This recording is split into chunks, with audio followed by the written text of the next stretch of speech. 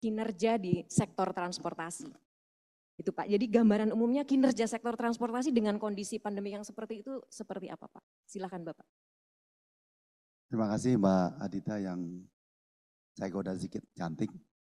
Alhamdulillah, makasih Pak. Dan saya mengucapkan selamat Natal bagi yang melaksanakan dan juga selamat tahun baru nanti beberapa hari yang akan datang kita akan jalankan.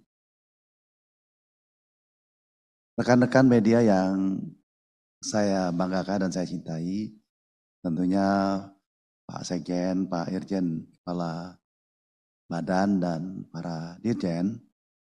Hari ini memang hari yang baik untuk kita sampaikan apa yang sudah kita lakukan. Namun sebelum menyatakan apa yang kita lakukan, Mbak Dita saya tetap mention seperti headline di beberapa media mainstream bahwa cuaca itu sangat menggoda dan menantang.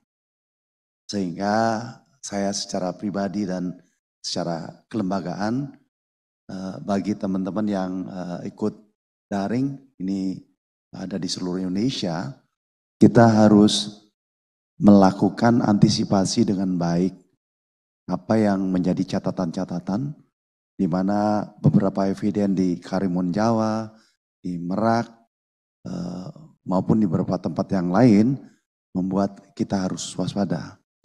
Bahkan saya menghimbau agar ya kalau nggak penting-penting banget kita jangan keluar kota, di kota saja sehingga lebih aman dan juga Cipali dan Subang punya potensi untuk banjir.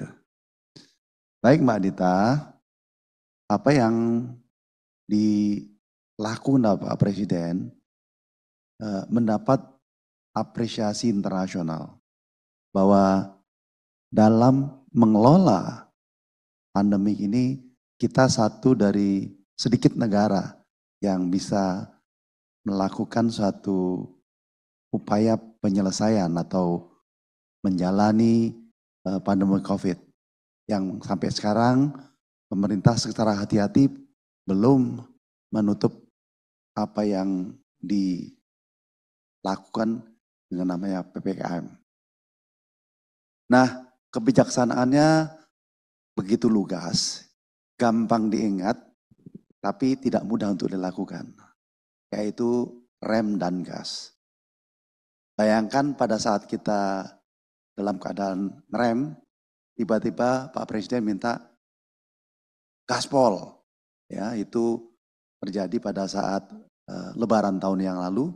Kami terhenyak ketakutan bagaimana ini bisa terjadi dan nyatanya dengan kekompakan semua stakeholder, kami berterima kasih juga media, rekan-rekan media yang memberikan support komunikasi yang baik sehingga kita bisa melaksanakan mudik dengan baik dan secara khusus Bapak Presiden memberikan catatan terima kasih kepada stakeholder.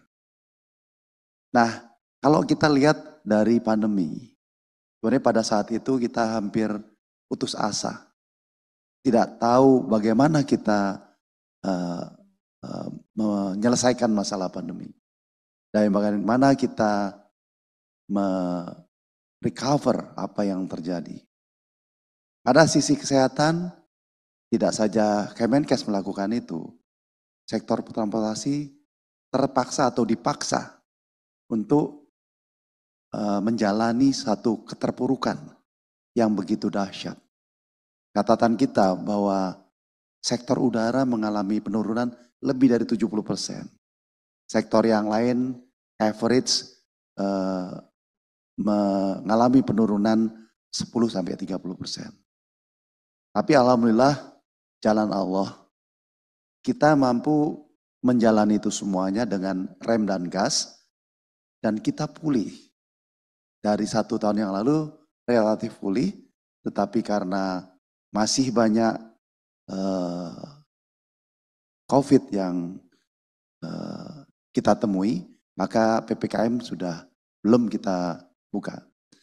Dan ternyata walaupun kita menghadapi itu dengan hati-hati, ternyata kebangkitan itu sudah tampak. Dan maaf kata, perhubungan itu memberikan kontribusi yang tinggi sekali. 15 sampai 25% dari pertumbuhan yang ada. Dan sektor transportasi memberikan support bagi pertumbuhan 5% yang kita dapatkan. Nah, oleh karenanya kita memang harus hati-hati untuk melakukan kegiatan hari-hari ini. Di sisi satu adalah tentang cuaca, tetapi pemerintah belum menyelesaikan atau mengumumkan sesuatu yang katakan PPKM. Oleh karenanya di sektor penerbangan dan kereta api kita tetap menggunakan konsep peduli lindungi yang dilakukan. Itu Mbak Adita. Baik, terima kasih Pak Menhub. Jadi tadi rekan-rekan media Pak Menhub menyampaikan seperti apa kinerja